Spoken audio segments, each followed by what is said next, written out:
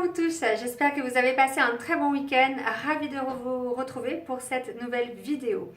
Aujourd'hui, on va parler d'hypnose thérapeutique et d'auto-hypnose.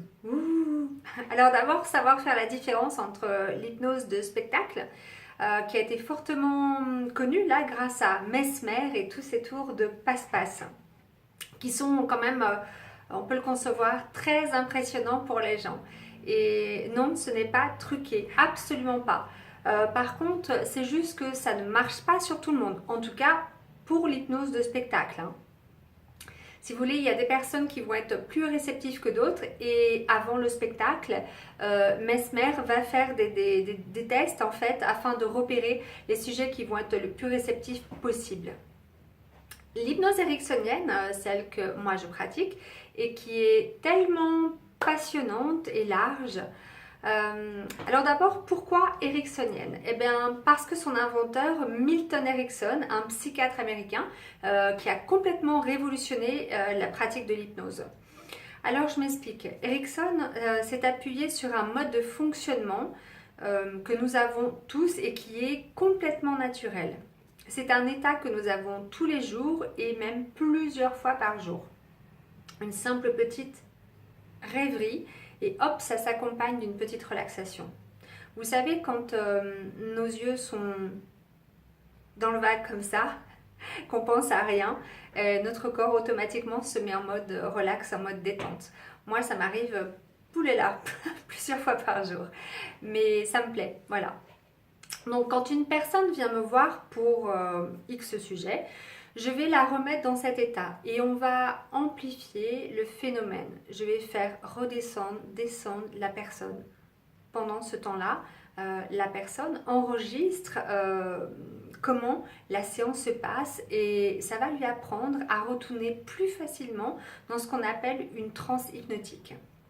Grâce à cet apprentissage qui est rapide, la personne va pouvoir d'elle-même retourner dans cet état quand elle le souhaite et où elle le souhaite. Alors le but de faire ça, ça va être de solliciter notre inconscient. Car en général, on n'a pas l'habitude de l'écouter. Et là, c'est comme si on allait lui donner l'opportunité de pouvoir s'exprimer. Milton Erickson considérait l'inconscient comme une entité positive et aidante pour nous, ce qui est le cas.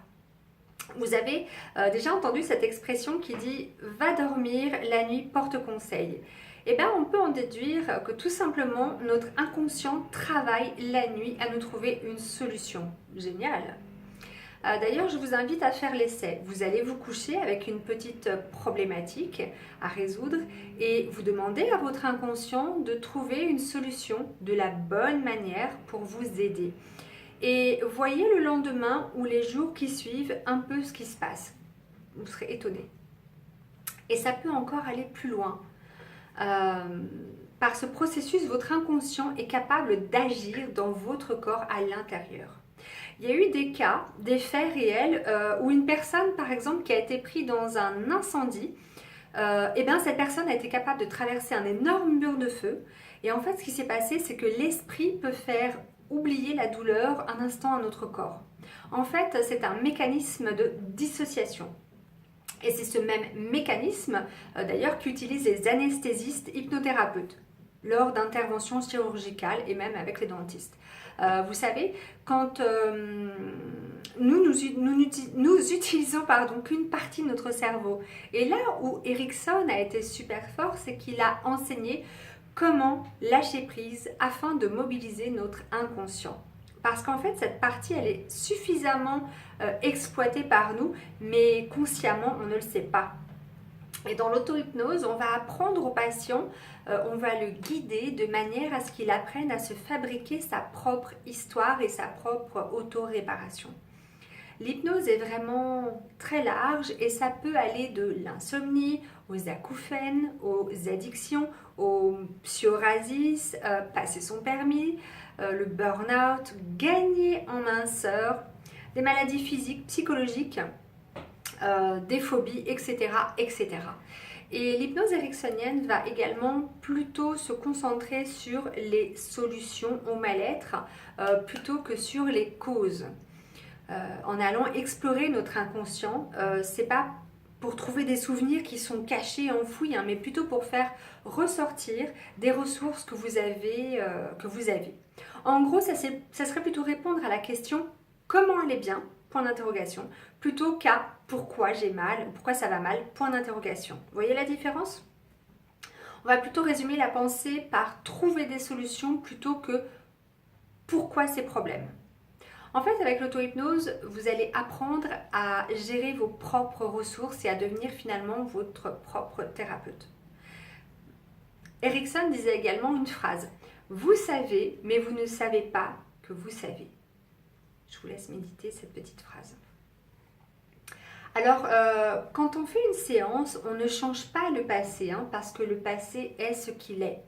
Mais grâce à votre inconscient, on va faire des recadrages. On va faire en sorte de changer votre regard et votre ressenti par rapport à ce passé. Si c'est un problème, bien sûr. Hein. On va prendre un exemple. Vous avez perdu votre chien adoré. Donc, c'est un travail de deuil, ok ? Et on va faire un détour en passant par la cicatrisation, une métaphore. Si je me coupe, en premier, mon organisme va d'abord coaguler. En second, ça va cicatriser complètement. Et d'ailleurs, ça sera encore plus solide qu'avant. Au début, donc, la blessure, la coupure, elle est fraîche et elle est douloureuse. Mais ensuite, je pourrai appuyer dessus. Et il n'y aura plus aucune douleur. Or, je n'ai aucune idée de comment ce mécanisme de cicatrisation s'est mis en place. C'est mon inconscient qui l'a fait pour moi et qui est responsable de l'auto-réparation, vous voyez ? Ok. Et le deuil d'un être cher, bah finalement c'est un peu pareil. Vous venez de perdre votre grand-mère, rien que le fait de l'évoquer, ça vous fait mal, ça vous met dans un état pas possible et vous pleurez. Puis le temps agit et cette douleur cicatrise. Vous pouvez pas en parler, mais 3 mois, 3 ans, 7 ans après, ça va mieux. Et là encore, c'est votre inconscient qui va gérer le fait de retrouver un équilibre physique et psychologique, en trouvant des solutions qui seront le mieux pour vous. Voilà, cette vidéo est terminée. N'hésitez pas à me contacter si vous voulez plus de renseignements et n'hésitez pas non plus à me mettre des commentaires, je serai ravie de vous y répondre. D'ici la prochaine vidéo, portez-vous bien, prenez soin de vous, je vous embrasse.